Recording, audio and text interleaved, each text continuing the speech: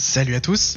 Oui, oui, je sais, vous me connaissez probablement pas, mais quelque part c'est une bonne chose. Ça veut dire que vous n'avez pas assisté à ma première tentative YouTube il y a 10 ans.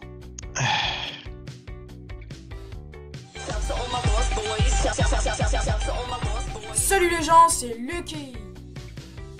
Ouais, c'était pas glorieux.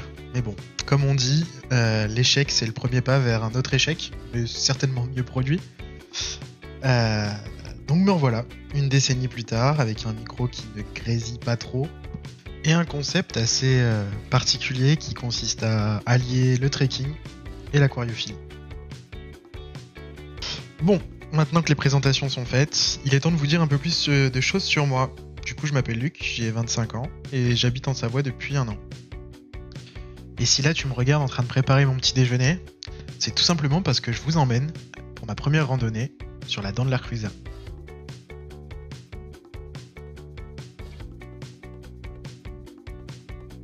Vous apprendrez vite à me connaître, qui dit randonnée dit petit déjeuner de roi, et petit déjeuner de roi avec une vue pour se mettre en jambe.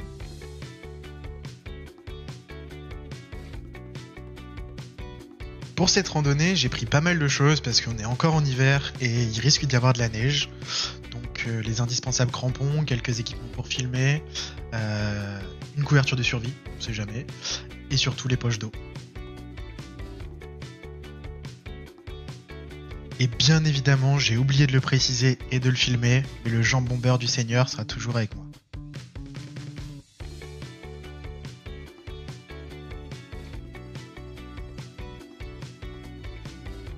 Donc c'est parti, on part du col du Frêne à Saint-Pierre-d'Albigny, et l'objectif c'est d'atteindre le sommet de la dent de l'Arclusa.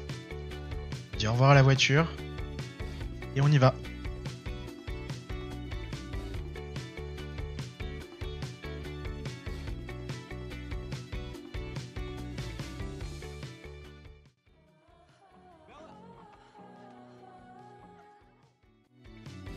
Et oui, j'ai déjà perdu la doudoune.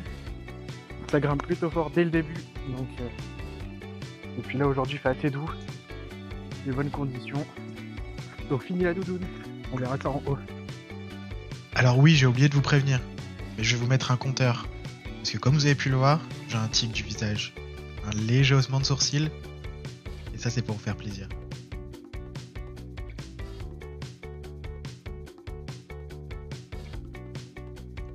Donc là, je vais pas tarder à arriver au chalet de l'Épion. C'est le premier sommet au niveau du col du Pota. J'ai été accueilli par une hermine.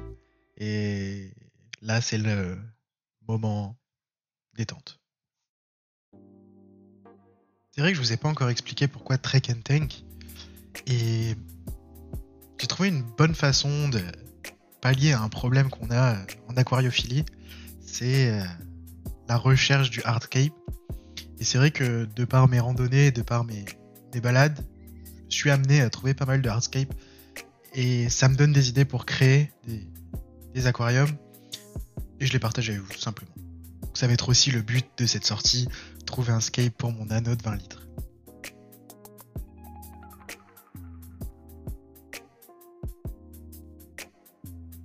Comme vous allez le voir, j'ai chaussé les crampons. En arrivant à la jonction en direction du col de l'Arclusa, la neige est apparue et la boue a fait son apparition également. Donc voilà, les images parlent pour elles-mêmes, les crampons étaient plus que nécessaires et malheureusement, comme vous le voyez, j'ai pas pu aller jusqu'en haut. Le mur de neige instable et mouillé m'a fait renoncer pour pouvoir vous faire cette vidéo au final.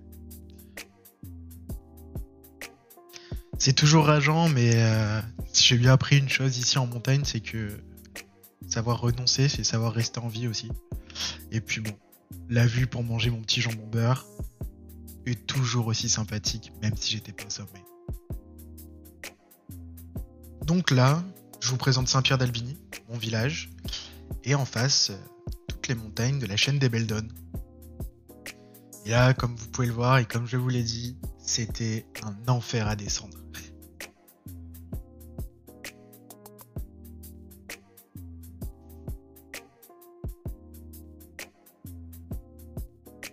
Ouais, c'est ça, fait le malin. Tu le faisais moins tout à l'heure.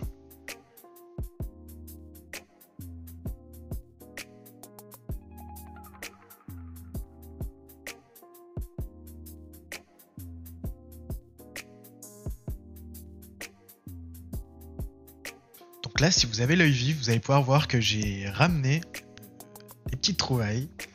Pour ceux qui me suivent sur Instagram, ils ont pu voir en avant-première aussi les différentes racines et roches que j'ai pu trouver. Donc voilà. Si là fallait débriefer, bon, un peu déçu de pas être arrivé au sommet, mais au final, j'ai pu trouver du bon scape et ça va faire du bien de rentrer à la maison.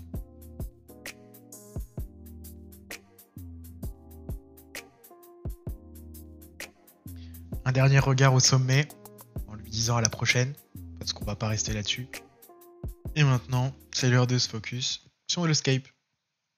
Donc j'ai installé mon meilleur setup d'influenceur et c'est parti. Pour ce scape, j'ai pris de l'Héléocharis, un petit peu de mousse et le concept au final c'était de garder quelque chose de très naturel. Je vais vous montrer 2-3 extraits de photos sur lesquels je me suis inspiré et l'objectif ça va être de le faire tourner en low-tech. Donc là, tout est 100% naturel à part bien évidemment le JBL ProScape, l'Héléocharis qui vient de Botanique et la colle bien évidemment pour coller les mousses. Sinon le reste tout provient à 100% de la nature et pour l'eau bien évidemment c'est de l'eau du robinet que j'ai fait reposer pendant 48 heures pour ce scape.